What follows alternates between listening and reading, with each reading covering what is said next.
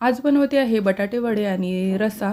तर मिक्सरच्या भांड्यात मी अद्रक, लसूण, कोथिंबीर, जिरं, कांदा आणि खोबरं घेतलेलं आहे आणि त्यात खडे मसाले टाकून वाटण तयार करून घेतलं आणि आरोही पण होती मला मदतीला, ती बटाटे सोलून देते आहे.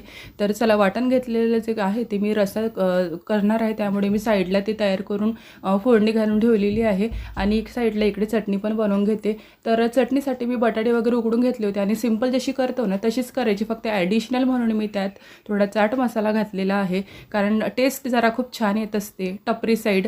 तर चला, तेव्हापर्यंत ती मसाला शिजून होता रस्स्याचा. तर त्यासाठी मी आता मीठ आणि हळद तिखट घातलेली आहे, पाणी घातलेलं आहे आणि रसा शिजवायला ठेवलेला आहे आणि इकडे चटणी पण तयार होती शिजून. तर आता मी बेसन भिजवून घेते आणि थंड झालेली चटणी होती तिचे गोळे तयार करून घेते, म्हणजे फास्ट बटाटे वडे निघतात. तर बटाटे वडे पण तेलातून फ्राय करून घेतलेले आहे. छान असा रस्सा तयार झालेला आहे. बाय.